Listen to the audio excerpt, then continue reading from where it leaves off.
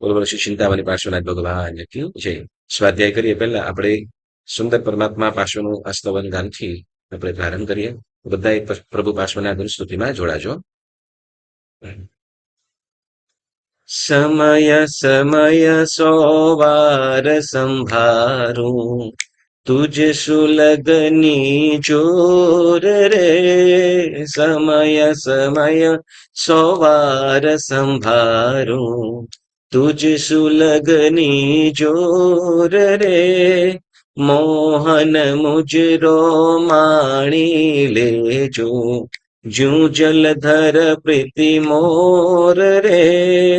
સમય સમય સો વાર સંભારું મારે તન ધન જીવન તું એહમાં જૂઠન જાણું રે. મારે તન ધન જીવન તું એહમાં જૂઠન માનો રે. અંતર જામી જગ જન નેતા તું કિહાન છાનો રે. સમય સમય સો વાર સંભારું તુજ સુલગની જોર રે. જેને તુજને હિયડે ન વિદ્યાયો પાસ જન્મ કુણ લેખે રે. જેને તુજને હિયડે ન વિદ્યાયો તાસ જન્મ કુણ લેખે રે. કાચે રાચે તે નર મૂરખ રતન ને દૂર ઉવે ખેરે. સમય સમય સો વાર સંભારું તુજ સુલગની જોર રે.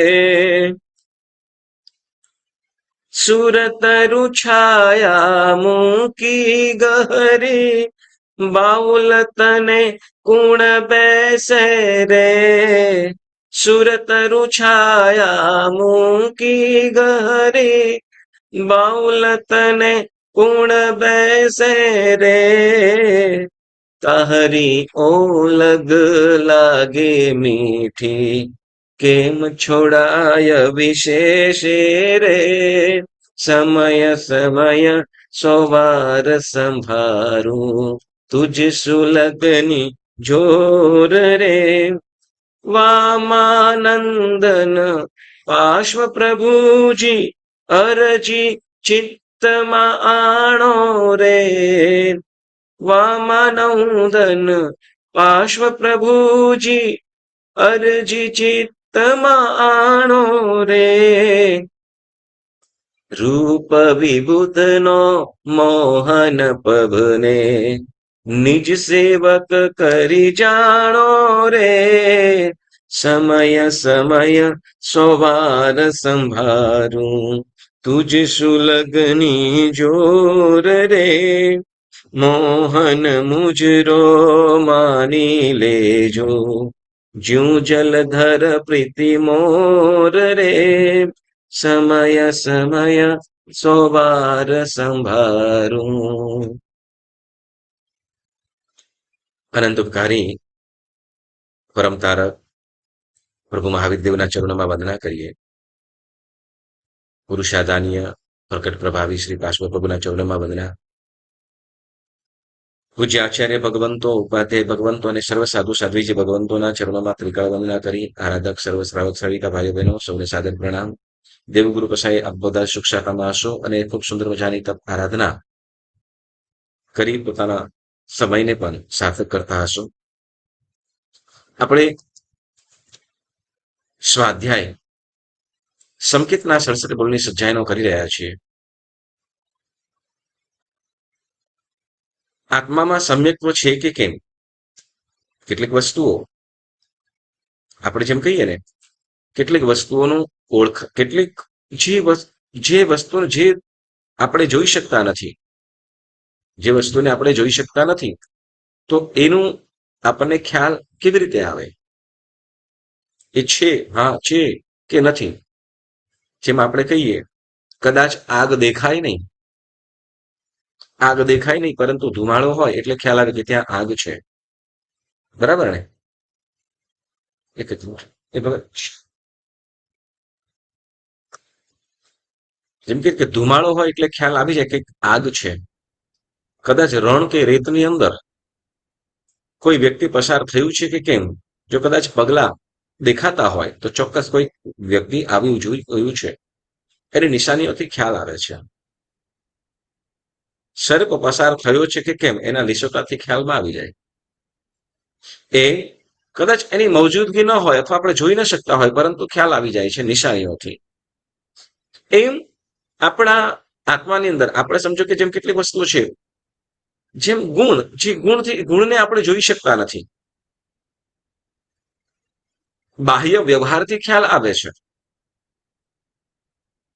બાહ્ય વ્યવહારથી ખ્યાલ આવે છે. કોઈ વ્યક્તિ મહેનતુ છે, પરિશ્રમ વાળો છે, તો એ ખ્યાલથી કેવી રીતે ખ્યાલ આવે છે? તો કે એની બહારની એક્ટિવિટી છે, એના આચરણથી. પણ આ બધું કરતે છતાં પણ જે એક વિશિષ્ટ ગુણ કીધો, જે આત્માનો સમ્યક્ત્વ, તો એનામાં એ આત્મામાં સમ્યક્ત્વની પ્રાપ્તિ થયેલી છે કે કેમ, એની જાણ, એની પારખ આપણને કેવી રીતે થશે? ત્યારે એની પારખ કરી શકીએ માટે જ પૂજ્યપાદ યશો વિજયજી મહારાજ સાહેબે આ સંકીર્તના સહસ્ત્ર બોલની સજાઈની અંદર એ બધી વાતો કીધી છે કે જો જીવ પાસે જો સમ્યક્ત્વ હોય તો એનામાં આટલી વસ્તુઓ, જે 67 વસ્તુઓ કીધી છે આપણે, જેમાં 4 પ્રકારની શ્રદ્ધા કીધી, 10 પ્રકારનો વિનય કીધા, 3 પ્રકારના લિંગ કીધા, 4 પ્રકારના સમ્યક્ત્વના ભૂષણ કીધા, સમ્યક્ત્વના દૂષણ કીધા, વગેરે ઘણી બધી વાતો. 8 પ્રકારના પ્રભાવકો કીધા. તો આ બધી જે વાતો કીધી છે, એ વાતો જો એને જે જીવનની અંદર હોય, જે ત્યાગ કરવાનો છે એનો ત્યાગ હોય, જે અહીં એવું નથી કે અહીંયા આ કરે તો એને પ્રાપ્ત થઈ જાય, નહીં. જે સહજ રીતે, કદાચ સંકેતના 67 બોલને સજાયનો ખ્યાલ હોય કે ન હોય, પરંતુ સહજ રીતે એનામાં આ વસ્તુઓ જોવામાં આવતી હોય. ફરીથી ને કે જેને આ સંકેતના 67 બોલની સજાયનો સ્વાધ્યાય કર્યો છે એ જીવને સમ્યક્ત્વ પ્રાપ્ત થયું એવું નહીં. પણ અહીંયા જે કહેવામાં આવતું હોય એ વસ્તુઓ એ જીવમાં હોય. જીનેશ્વર પ્રભુના વચનો ઉપર સંપૂર્ણ શ્રદ્ધા છે, એમને બતાવેલા ધર્મનું યથાશક્તિ એ આરાધન કરે છે, પાપથી પાપ ભીરું છે, અન્ય મતોની વાંછા કરતો નથી, ભૌતિકતાઓ તરફ આસક્ત નથી, આત્મ તરફ કંઈક દ્રષ્ટિવાળો પણ છે, વગેરે જે પણ વાતો અહીંયા કહેવામાં આવી છે, એ જો એ જીવની અંદર હોય તો એમાં પણ આપણે એ જીવમાં પણ સમ્યક્ત્વ છે એમ સમજવાનું. કદાચ એ બની શકે કે એની પછી પંચિત પ્રતિક્રમણનું જ્ઞાન ન પણ હોય, કદાચ એની પાસે સામાયિક કરવાનું જ્ઞાન ન પણ હોય, પરંતુ એની પાસે જે પ્રભુએ કહેલી વાતો ઉપર એને સદભાવના હોય, શ્રદ્ધા હોય, તો એ જીવમાં પણ સમ્યક્ત્વ હોઈ શકે છે. ખ્યાલ આવ્યો? ઓકે, એક જ મિનિટ.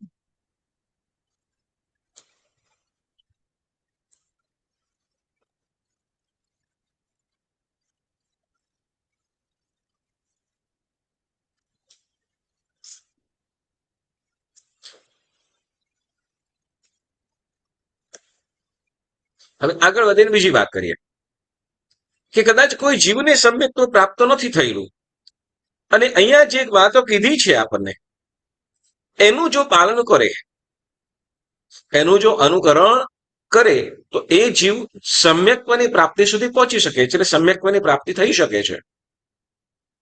જે 4 પ્રકારની શ્રદ્ધાની અંદર જે વાત કીધી છે, કઈ કીધી પહેલા? કુદ્રષ્ટિ દેશના 4 પ્રકારની શ્રદ્ધામાં પહેલી 2 વસ્તુ કઈ કીધી?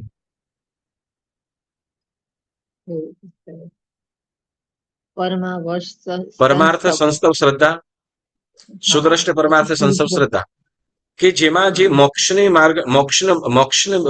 વાતો કીધી છે, એના ઉપર જીનેશ્વર પરમાત્માએ જે નવતત્વ કે મુનિ ભગવંતો દેવગુરુ ધર્મની વાતો કીધી છે, એના ઉપર સંપૂર્ણ શ્રદ્ધા વાળો હોય. વળી આગળ વધીને કીધું કે જે એનું આરાધન કરે છે, મોક્ષ માર્ગનું આરાધન કરે છે, એની ભક્તિ વાળો હોય. એવું આ બંને પ્રકારનું જે જીવની અંદર દેખાતું હોય એમાં પણ સમ્યક્ત્વની સંભાવના હોઈ શકે છે.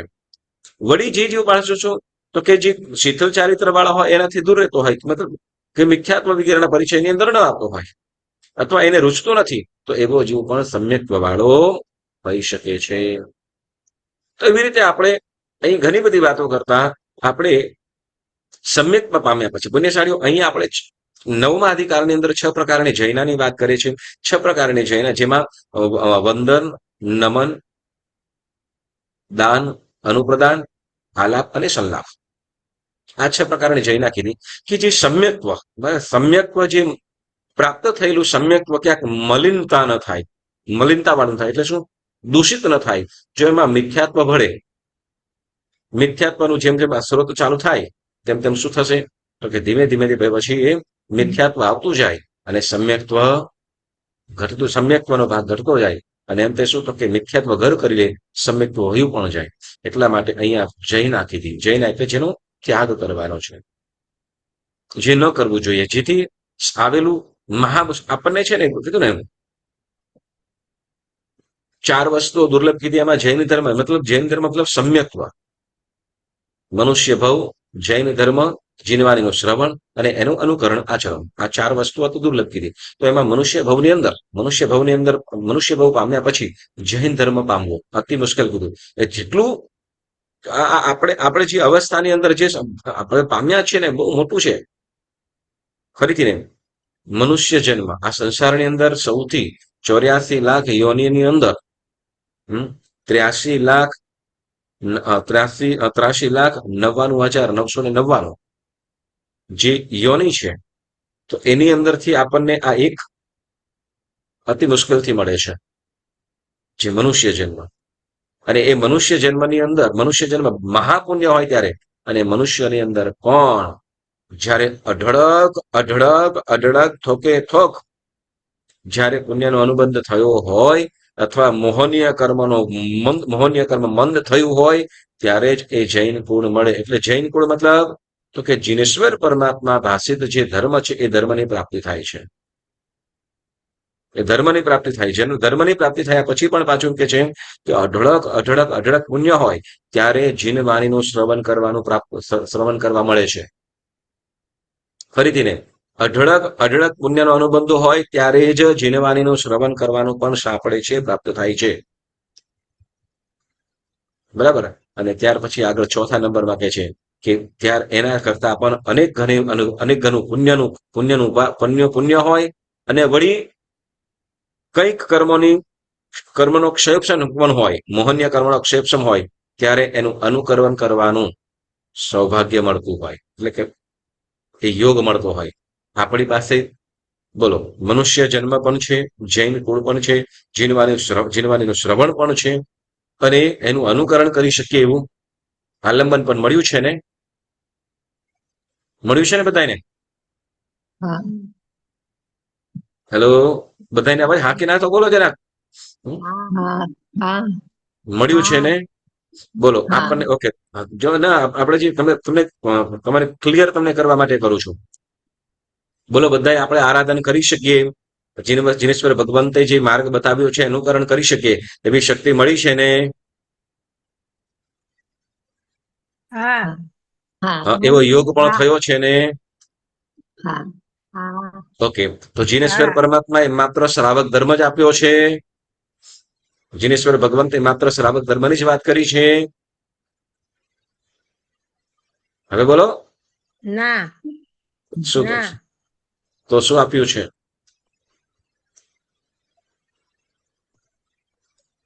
ભગવંતે શું કહ્યું છે?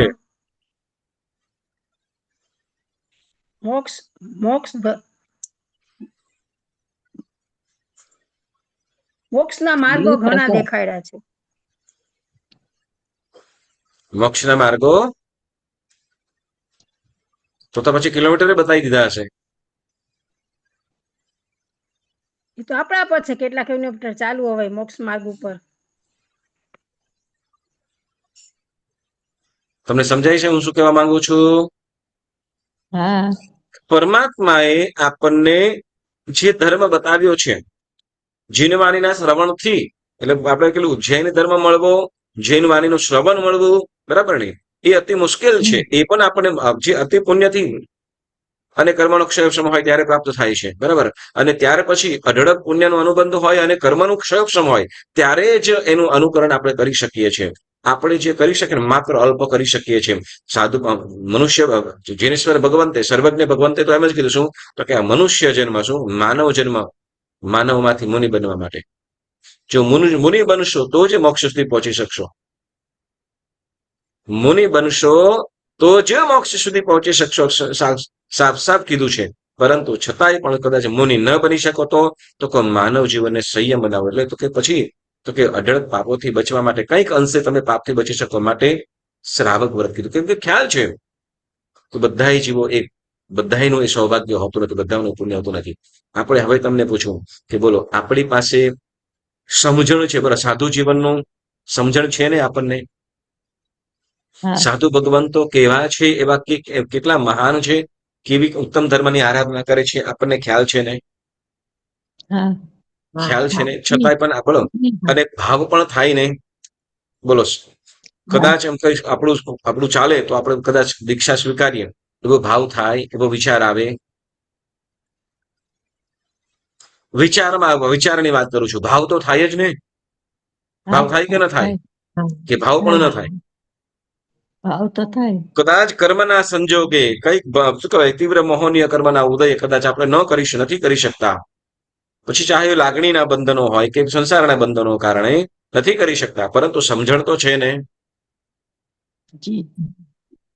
સર્વવિરતિ ધર્મનું આપણને સમજણ છે, બરાબર ને. જીનવાણીનું શ્રવણથી આપણને ધર્મ શું છે પણ ખ્યાલ આવ્યો, છતાં પણ એ માર્ગને આપણે એનું અનુકરણ કરી શકતા નથી. તો આપણે જે ચોથી વસ્તુ કે છે એમાં આપણે આપણું શું છે, સાવ છે પણ અલ્પ, કે દેશ વિરુદ્ધ ધર્મ, કંઈક અલ્પ ધર્મની કંઈક આરાધના કરી શકીએ છીએ. એટલે ચાર વસ્તુ અહીંયા કહેવા મતલબ એ છે, ચાર વસ્તુઓ દુર્લભ કીધી. એમાં મનુષ્ય જન્મ, જૈન ધર્મ, જૈન કુળ, વળી જીનવાણીનું શ્રવણ, અને શ્રવણ પછી જે અનુકરણ છે, તો અનુકરણ શ્રવણ પણ સરસ કરી રહ્યા છો તમે, ઘણા બધા ખૂબ સુંદર મજાના બધા સ્વાધ્યાય કરો છો, અને બીજા પણ, તો એ ખૂબ અનુમોદના. પરંતુ આપણે જે શું કહેવાય કે પુણ્યનો અભાવ, કે સર્વવિરતિનું દર્શન પણ આપણને પ્રાપ્ત થઈ શકતું નથી, અને એને આપણે મેળવી શકતા નથી, અથવા ત્યાં સુધી પહોંચી શકતા નથી, બીકોઝ આપણા કાંઈક કર્મનો ઉદય. એટલે આ વસ્તુ આપણને આ શું કે છે, તો કે જો ક્યાંક ત્યાં આપણું પુણ્ય અથવા ક્યાંક આપણો પુરુષાર્થ તે વખતે ઓછો થયો હશે, અથવા ક્યાંક સંયમ જીવન કે સર્વવિરતિ ધર્મની આપણે ત્યાં અવહેલના કે આશાતના કરી હશે. તો એને સમ્યક્ત્વ પ્રાપ્ત થયા પછી, એટલે જૈન કુળમાં જન્મવું, જૈન ધર્મ ઉપર શ્રદ્ધાવાળા થવું એટલે તો કે સમ્યક્ત્વી.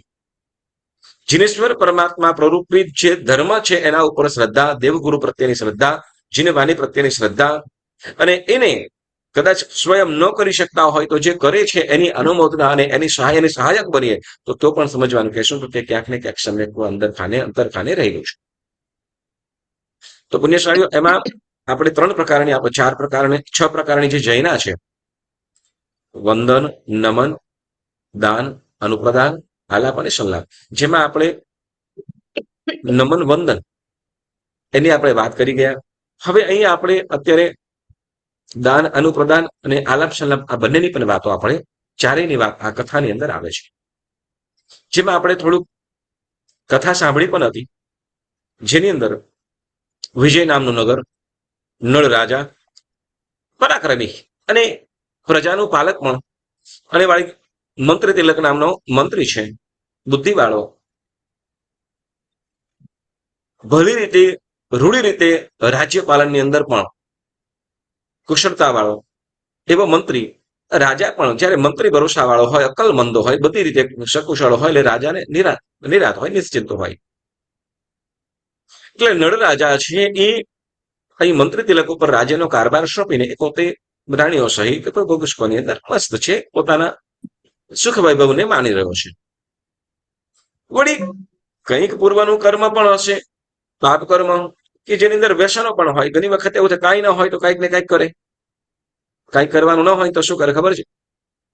લોકો જો કામની અંદર વ્યસ્ત હોય તો વાંધો નહીં, પણ જો કાંઈ ન કરતા પછી એ કસિનોમાં જઈને બેસે, કાં તો પછી કિટી પાર્ટીમાં જઈને બેસે, કાં તો પછી કરાતા કૂટમાં બેસે. કાંઈક તો કરવું પડે ને, હે ને? તો ટાઈમ જાય કેવી રીતે? એટલે હવે જીવા લોક નવરા આપણે કઈ જેવી જેની સાહેબી તેવા તેના ઠાઠ. એટલે રાજા છે, રાજાને પણ શું કે શિકારનું વ્યસન, રાજાને શિકારનું વ્યસન. અને કોઈ દિવસ બન્યું એવું, આમ અનેક વાર શિકાર માટે ગયેલા, પરંતુ આ વખતે મંત્રી અને રાજા શિકાર માટે નીકળેલા છે અને શિકાર કરતા કરતા ગાઢ જંગલની અંદર પહોંચી ગયા. જોકે રાજા સ્વયં પોતે રાજા છે, પરાક્રમી પણ છે, સાહસી પણ છે, બળવાન પણ છે અને બુદ્ધિશાળી મંત્રી પણ છે. એટલે ભૂલા પડી જવાની એવી કોઈ વાત હતી જ નહીં. પરંતુ છતાંય શિકાર કરતા કરતા જે વખતે ઘણા પંથકની અંદર પહોંચી જાય, મતલબ ગાઢ જંગલની અંદર, કેમ કે શિકાર તો ગાઢ જંગલમાં જ મળવાના. આમ શિકાર કરવા માટે નીકળેલા એવા એ રાજા ને મંત્રી કોઈ સામે હરણું દેખાયું, મૃગલા ઘાસ ચરતા દેખાયા, અને તે વખતે રાજાએ ધનુષ ઉપર બાણ ચડાવ્યું. ધનુષ્યની દોરી બાણ ચડાવીને એ ધનુષ્યની દોરી ખેંચે, પણ તે જ વખત ત્યાં નજીકમાં બાજુની અંદર એક હરણ હરણ એ મનુષ્ય ભાષામાં બોલવા લાગ્યું. હરણ મનુષ્ય ભાષાની અંદર બોલવા લાગ્યું. એટલે કોઈ પહેલા તો શું કે મનુષ્યનો અવાજ આવ્યો એટલે તરત રાજાને મંત્રી પણ જોવા લાગ્યા, કોનો અવાજ આવે છે આવા ગાઢ જંગલની અંદર કોઈ? પણ ત્યારે એને બોલતા સાંભળ્યું ત્યારે એ હરણું હતું, કોઈ હરણ હતું. અને હરણ કહી રહ્યું છે કે હે રાજન, તમે આ જે શિકાર કરો છો એ તમને યોગ્ય નથી. શિકારોનું વ્યસન તમે શિકારોના વ્યસની થયા છો એ યોગ્ય નથી. કારણ તો કે અને આ વ્યસન તો કેવું છે તમારું? શિકારનું વ્યસન તો ક્ષત્રિય કુળને કલંક લાગે એવું તમારું આ વ્યસન છે. ક્ષત્રિય કુળને શા માટે કલંક લગાડો છો? કારણ તો કે ક્ષત્રિય તો પશુઓની અને અન્ય જીવોની રક્ષામાં પોતાનું બલિદાન પણ આપી દે, પ્રાણ પણ ત્યાગે, અને તમે તો નિર્દોષ એવા પ્રાણીનો શિકાર કરો છો કે જે પ્રાણીઓ તમારું કંઈ પણ બગાડ્યું નથી. શું તમારું કઈ શરીરને કઈ નુકસાન પહોંચાડ્યું છે? શું તમારા કઈ વૈરી છે? શું તમારા નગરના કઈ રાજભંડારો લૂંટ્યા છે? કે શું તમારા અંતઃપુરમાં પહોંચી આવ્યા છે? કે તમારું કઈ બગાડ્યું છે? કાંઈ નથી. તો પછી એ નિરપરાધી એવા હરણાઓ કે જે પોતાનું જીવન પણ ઘાસના તનકલા ખાઈને જે જીવન વિતાવે છે, એવા નિર્દોષ પ્રાણીઓનો તમે શિકાર કરો છો. એટલે આવું કરવું યોગ્ય નથી. જ્યારે આની વાત સાંભળીને હરણો કહે છે કે રાજન, તમે આવું નિરપરાધી જીવોને શિકાર કરતા તમને શા માટે લજ્જા નથી, લાજ નથી આવતી, લજ્જા નથી આવતી? તે વખતે કંઈક મનુષ્ય ભાષાની અંદર જે પ્રાણી જયારે બોલતું હોય આવી ભાષા, એટલે રાજા પણ ખરેખર શર્મસાર થયો. કારણ તો કે એને વચન એવા પ્રકારના કીધા કે ક્ષત્રિય થઈને તમે નિરપરાધી જીવોની તમે હિંસા કરો. એટલે આ પ્રમાણે શર્મસાર થયેલો લાજ પામેલો રાજા ધનુષ્ય ઉપરથી દોરી ઉપર ચડાવેલું એ તીર પોતાના ભાઠાની અંદર રાખ્યું અને મંત્રી અને રાજા વિચાર કરવા લાગ્યો કે હરણ મનુષ્ય ભાષાની અંદર બોલી રહ્યો છે, આશ્ચર્ય લાગે. અને રાજા મંત્રીને કહેવા લાગ્યો કે આવું કેવી રીતે બની શકે કે હરણ મનુષ્ય ભાષામાં બોલે? અને કુશળ એવો મંત્રી રાજા પ્રત્યે કહેવા લાગ્યો કે રાજન, આ જે હરણ મનુષ્ય ભાષાની અંદર બોલે છે એ નક્કી કોઈ દેવ છે કાં તો કોઈ યક્ષ છે? કોઈ માયાવી ઋષિમુનિ હોય અથવા કોઈ દેવ યક્ષ છે. માટે શું કરે છે આપણે એને જોવું જોઈએ.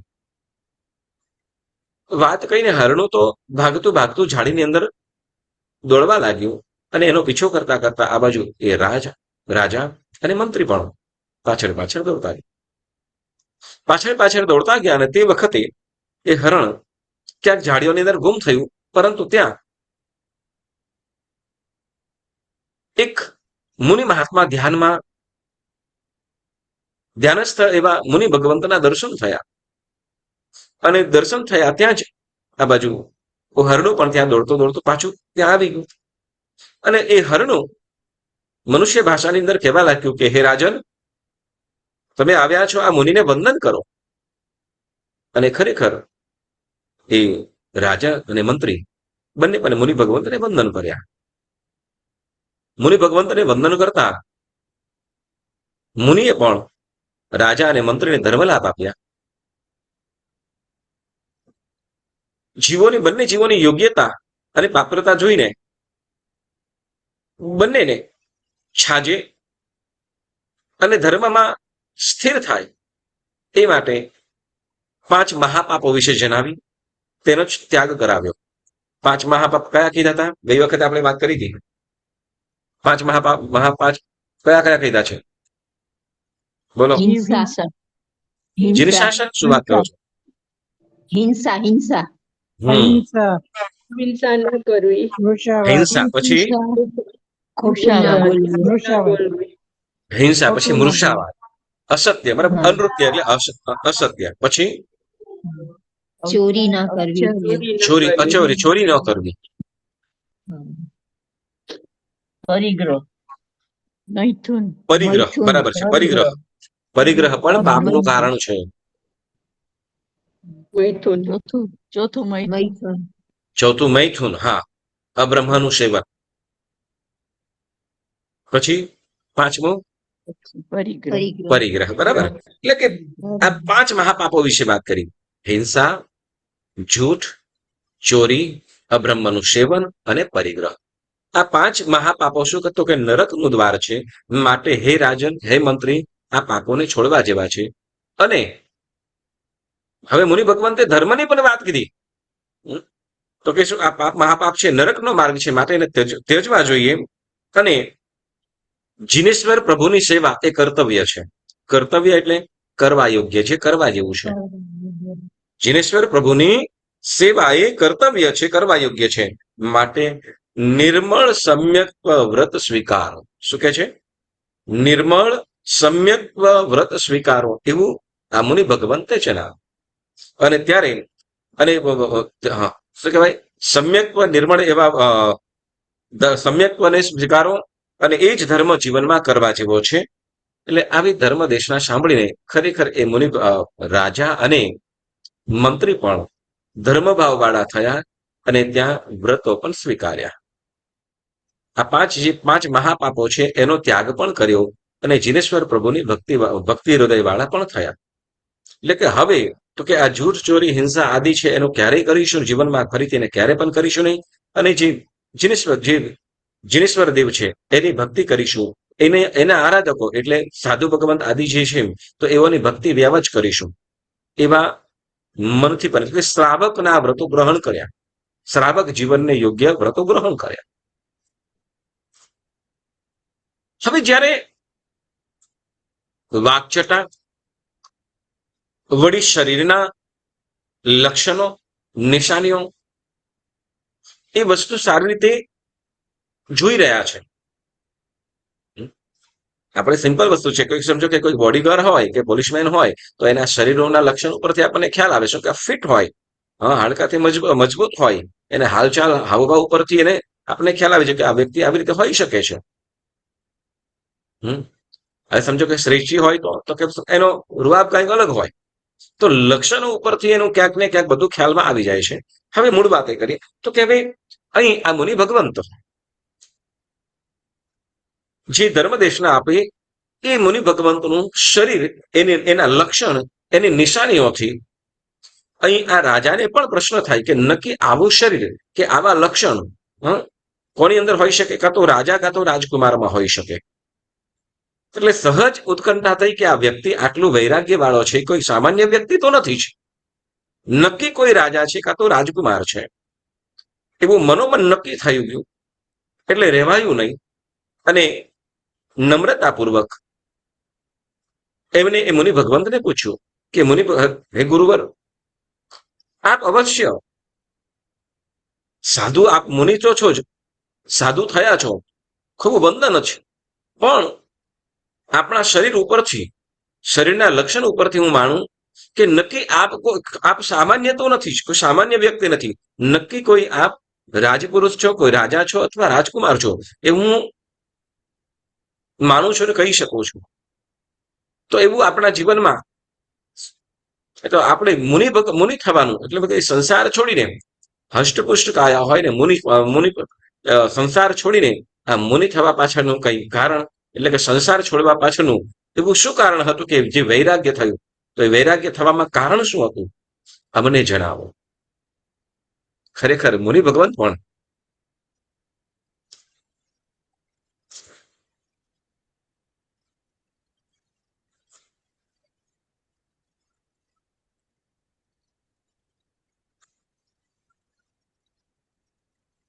આ પ્રકારનું રાજાનું વાક્ય, રાજાનો પ્રશ્ન સાંભળી ખરેખર એ મુનિ પણ આમ તો શું છે કે જ્યાં સુધી પૂછે નહીં અને જ્યાં સુધી આવશ્યકતા ન હોય, કોઈ પ્રયોજન ન હોય, તો પોતાની કથાનું ક્યારે પણ કોઈ વાત ન કરે.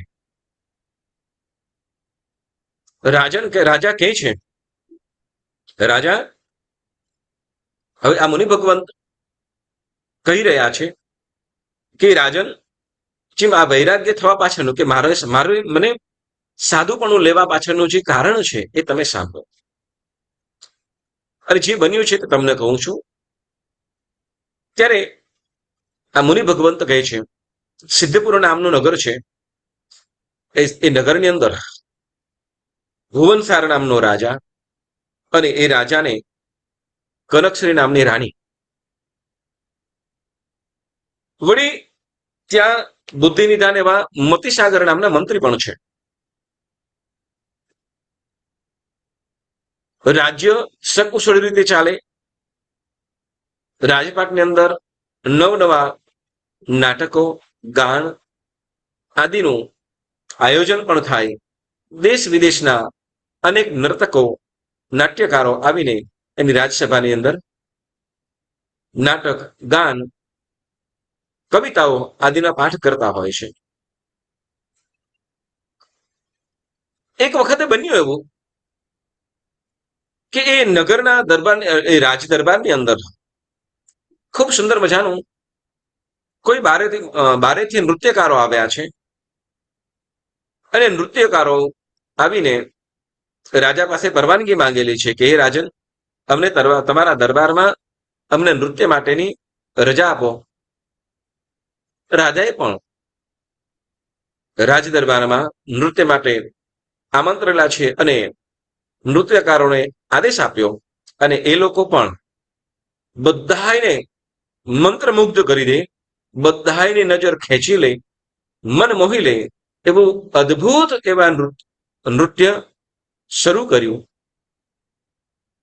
જાણે કે સ્વર્ગની અંદરથી કઈ ઉર્વશી, રંભા આદિ નૃત્યકારીણી છે કે દેવીઓ છે, એવા એક જેમ દેવલોકના જે નૃત્ય છે એને પણ અંબાવે એવા પ્રકારના નૃત્ય એ રાજ દરબારની અંદર થઈ રહ્યા છે.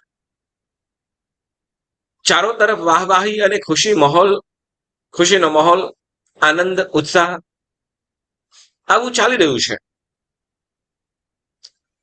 પણ એ સમયની અંદર બન્યું એવું કે જ્યાં આનંદ ઉત્સાહ સહિત આ બધું ચાલી રહ્યું છે, ત્યાં નગરનો જે દરબાર છે રાજ દરબારમાં આવે.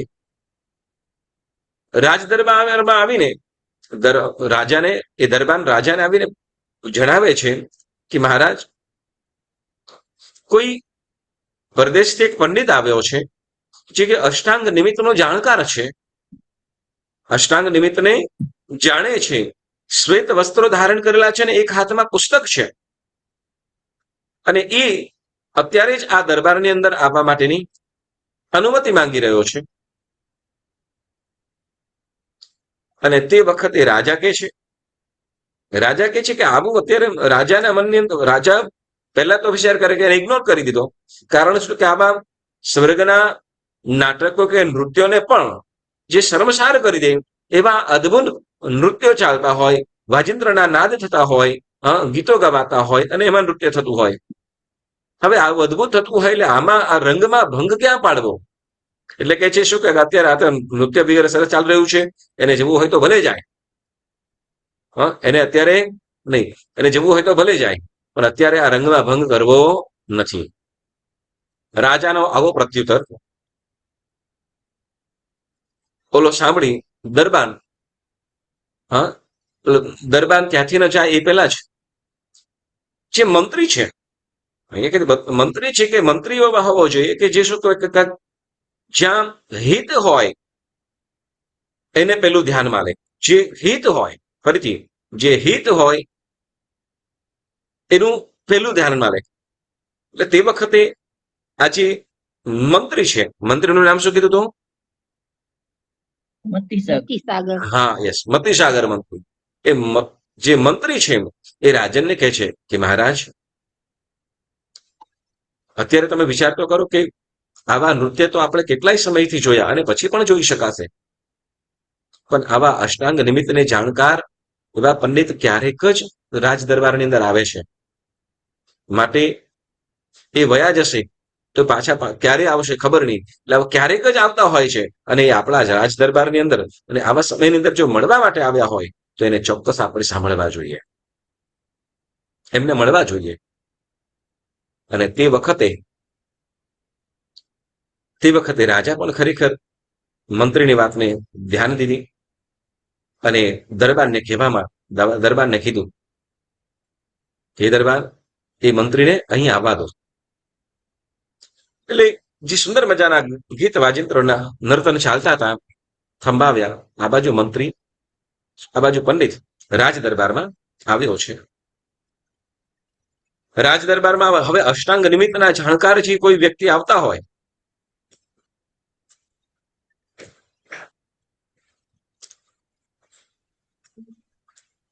અષ્ટાંગ નિમિત્તના જાણકાર કોઈ વ્યક્તિઓ આવતા હોય તો સહજ આમને આમ ગમે ત્યાં ન પહોંચી જાય, પરંતુ ક્યાંક હિત અહિત કે લાભ હાનિ આદિ દેખાતી હોય ત્યાં જ જાય.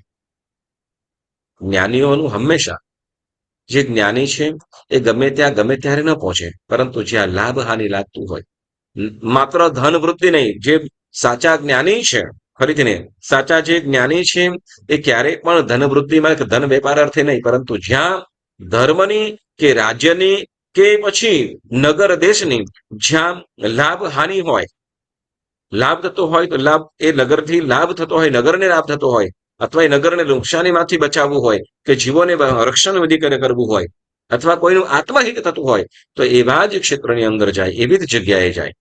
તો અહીંયા મંત્રી આવ્યો, જે પંડિત આવ્યો છે, અષ્ટાંગ નિમિત્તના જાણકાર એવા એ પંડિત આવ્યા છે. અને એ જ્યારે આવે છે અને રાજા આવકાર આપે, પૂછે, એમ કે છે કે શું જ્ઞાની હોય, જ્ઞાનીનું દરેક આચરણ પણ એ કંઈક મેસેજ આપતું હોય. એના શબ્દો, દરેક શબ્દો દરેક વાર્તાલાપની અંદર પણ કંઈક ને કંઈક બોધ અને રહસ્ય છુપાયેલું હોય. એ વૃથાવાણી કે ફોગટવાણીનું ઉચ્ચારણ પણ કરે નહીં. અહીં પંડિત આવ્યો છે, રાજા પૂછે છે કે રાજન, હવે પંડિત રાજ્યસભામાં આવે અને ત્યારે યોગ્ય આસને બેઠા અને રાજાએ પંડિતને પૂછ્યું અને કહે છે કે તમે કુશળ છો ને? શું કહે છે? રાજાએ પંડિતને પૂછ્યું, તમે કુશળ છો? અને ત્યારે ઓલા પંડિત કહે છે કે પંડિતે કહ્યું કે મને કુશળ નથી, તમને પણ કુશળ નથી, વળી આ નગરજોને પણ કુશળતા નથી. હવે જુઓ, દરેક વસ્તુની અંદર દરેક વાતોનો કંઈક મિનિંગ થાય. પંડિતે કહ્યું કે તમને કુશળ છે. રાજાએ પંડિતને પૂછ્યું, તમને કુશળ છે મતલબ તમે બધું બરાબર છો, તમે ઓલરાઈટ છો? વળી જવાબમાં મળ્યું કે હે રાજન, મને કુશળ નથી. જો કુશળતા નથી એટલે માત્ર અહીંયા હેલ્થની વાત નથી કરતા, પોતાની તબિયતની વાત નથી કરતા, પરંતુ અહીંયા બધું બરાબર છે. તમને કુશળતા મતલબ કે તમારે મનથી વગેરે ત્યારે તમે કુશળ છો. ત્યારે રાજા ઓલો મંત્રી કહે છે કે શું હું કુશળ નથી, મને કુશળ નથી. વળી કહે છે કે શું તથા તમને પણ કુશળ નથી, મને કુશળ નથી, તમને પણ કુશળ નથી, અને આ નગરજનો પણ કુશળ નથી. હવે જયારે આવી વાત સાંભળે તો કેવું પિત્તો જાય? એક તો શું તો કે સુંદર મજાનું નાચગાન ચાલતું હોય, નૃત્ય જોવાની અંદર કે એ નર્તન જોવાની અંદર આનંદમગ્ન બન્યા હોય, અને એમાં કોઈ આવીને કે મને કુશળ નથી, તમને કુશળ નથી, અને નગરજનોને પણ બિલકુલ કુશળતા નથી, મતલબ કે કંઈક ને કંઈક આપત્તિ આવવાની છે. રાજાનો પારો ચડ્યો.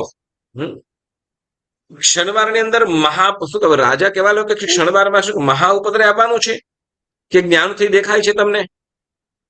શું થોડી વારની અંદર ત્યારે કઈ કોઈ મોટું એ થઈ જવાનું છે કે મહાભયંકર કોઈ ઉપદ્રવ આવી જવાનું છે એવું તમને કઈ જ્ઞાનથી દેખાય છે? રાજાએ તે વખતે ગુસ્સાપૂર્વક એકદમ ક્રોધ લાલગુમ થઈ ગયેલા છે અને કહેવા લાગ્યા શું તો કે શું તમારું આકાશનું જ્યોતિષ ચક્ર અહીંયા પડી ભાંગશે અમારા ઉપર, નગર ઉપર? શું આખું નગર ચકનાચૂર થઈ જશે?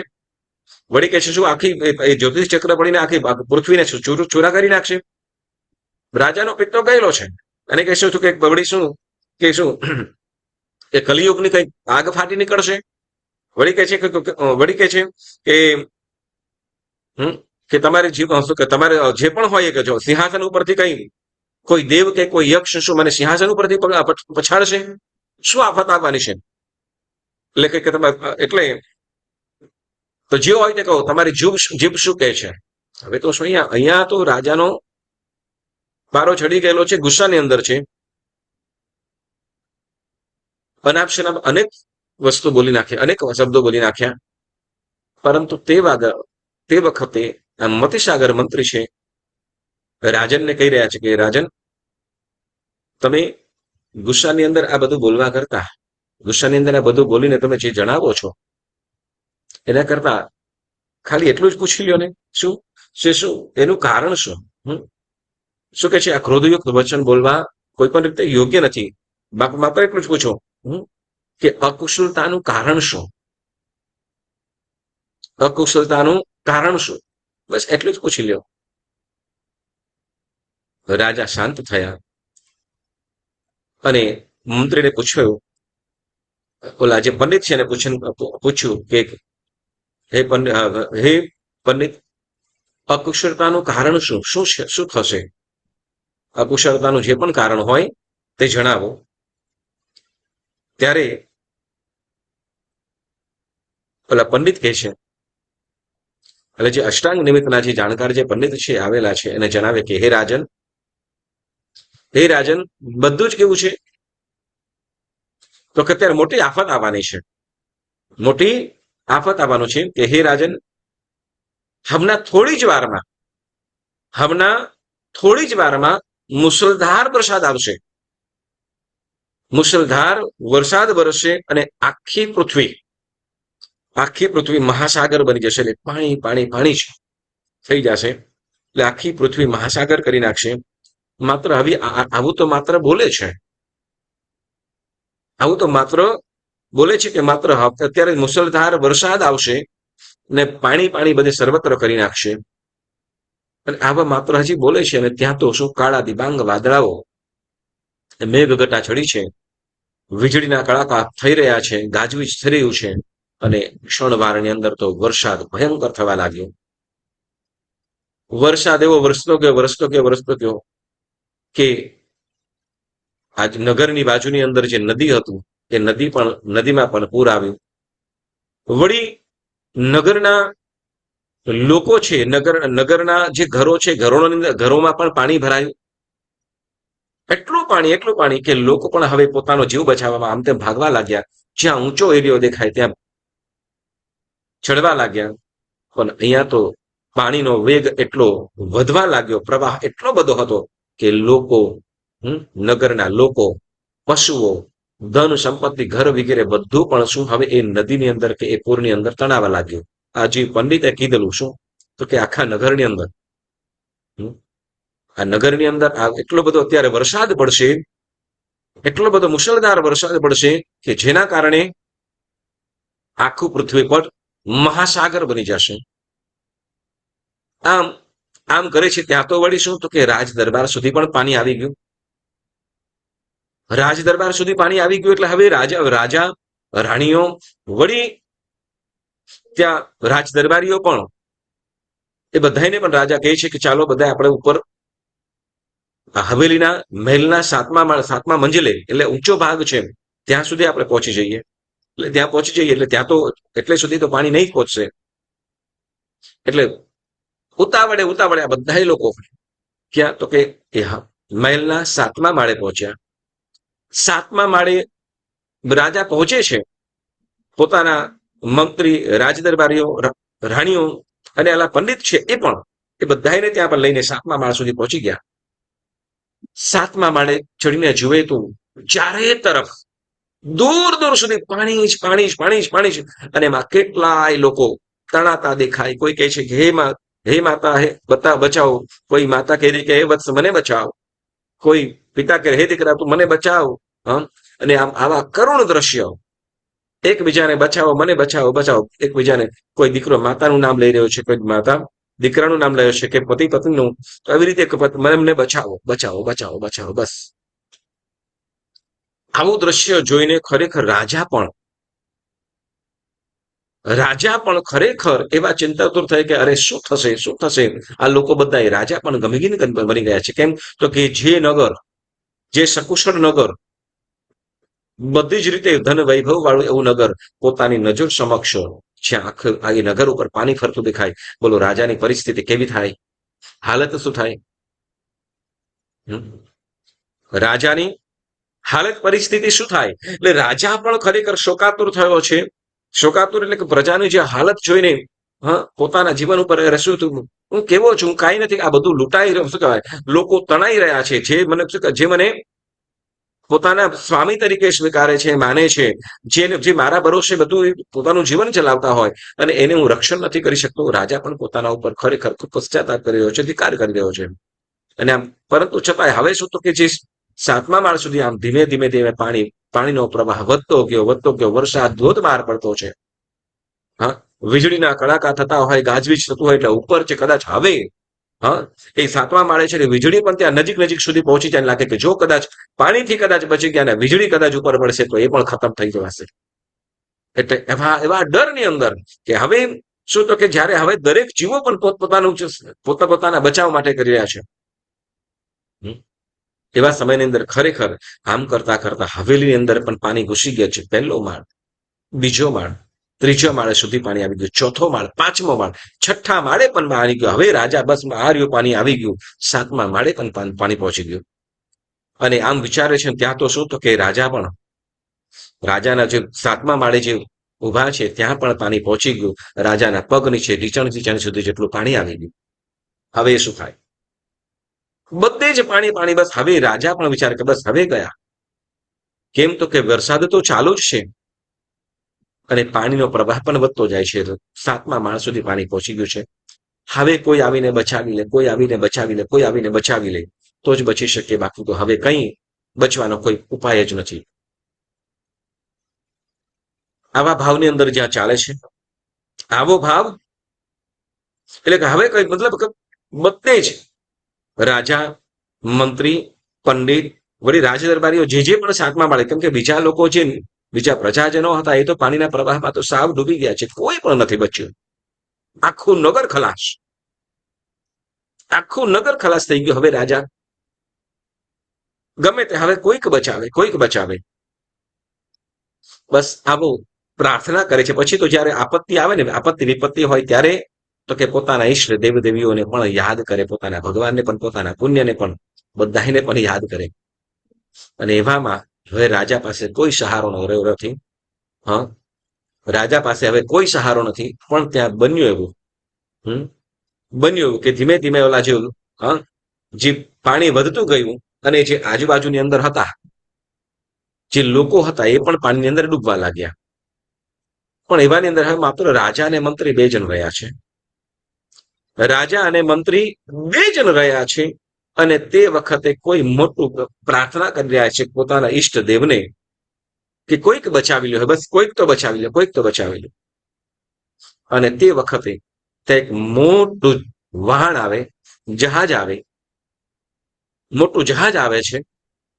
અને જહાજ આવતા એ જહાજના ખલાસીએ કે જહાજના જે ચાલકો એ રાજા અને મંત્રીને રાજાને કહી રહ્યા છે કે રાજન, તમે આવી જાઓ, તમે આ વાનની અંદર આવી જાઓ તો પાણીથી તમે બચી શકશો, આ પૂરથી બચી શકશો. બાકી કોઈ શક્યતા નથી, બાકી કોઈ બચવાનો કોઈ ચાન્સ નથી. અને રાજા પણ પોતાને તરફ આવેલું એ વહાણ અને એમાં બોલાવતા જે ખલાસીઓ એટલે તરત જ સેજ પણ વિલંબ કર્યા વગર, સેજ પણ વાર લગાડ્યા વગર તરત એ જહાજની અંદર ચડી ગયા. તરત જ એ જહાજમાં ચડી ગયા. અને જહાજમાં ચડી ગયા. હવે આ જહાજમાં ચડી રહ્યા પછી મંત્રી પણ જહાજની અંદર ચડી ગયા છે.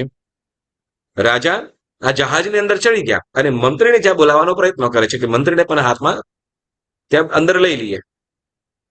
હવે રાજા જહાજમાં ચડી ગયા. હવે મંત્રી જહાજમાં ચડે છે કે કેમ? શું એ રાજાને બચાવવા માટે જહાજ લઈને કોણ આવ્યો છે? તો એ જહાજ કોણ લઈને આવ્યો છે? શું મંત્રી જહાજમાં બેસે છે કે કેમ? એ ખુલાસો. શું રાજા બચી શકશે કે ખલાસીઓ એ વાહન ડુબાડી દેશે ક્યાંક દૂર લઈ જઈને? એ વાત આપણે આવતી વખતે ચોક્કસ સાંભળીશું. ખૂબ જ રસપ્રદ છે. આ કથા કોણ કહી રહ્યું છે? કથા કોણ કહી રહ્યું છે? હેલો, મુનિ કહે છે. ઓલા મુનિ કથા કોણ કહી રહ્યું છે? આ મુનિ કહે છે. મુનિ, બરાબર, મુનિ. અને એ કોને કહી રહ્યું છે? મતિ સાગર. નર રાજાને. મતિ સાગર. નળ રાજા. અને મંત્રી, હા. મંત્રીનું નામ શું? મતિ મતિસાગર નહીં. મતિસાગર મંત્રી તો અહીંયા દરિયામાં ફસાયેલા છે. ત્યાં ક્યાં લઈ ગયા? મંત્રી તિલક. મંત્રી તિલક, બરાબર ને? આ કથા કોણ? તો કે મંત્રી રાજા, ઓલા મુનિ ભગવંત, નળ રાજા અને મંત્રી તિલક મંત્રીને આ કરી રહ્યા છે. હવે એ મંત્રી તિલક શું કહેવાય? ઓલા જે રાજા, શું નામ કીધું જે રાજા છે એનું? ભુવનશાહ. ભુવનશાહ રાજા હવે આ શિપની અંદર બેસી ગયા છે, જહાજની અંદર બેસી ગયા છે. શું બેસી જાય છે કે પછી ત્યાંથી પણ કઈક દગો થાય છે એમની સાથે? તો એ વાત આપણે આવતી વખત ચોક્કસ સાંભળીશું. બહુ સાંભળવા જેવું છે, રસપ્રદ છે. બરાબર, તો ચોક્કસ આજની કથા આપણે અહીંયા સ્થગિત કરું છું. જીનાજ્ઞા વિરુદ્ધ કાંઈ પણ બોલાયું હોય તો પુણ્યશાળીઓ મન વચન કાયાથી ત્રિવિધે ત્રિવિધે ત્રિવિધે મિચ્છામિ દુક્કડમ મિચ્છામિ દુક્કડમ મિચ્છામિ દુક્કડમ.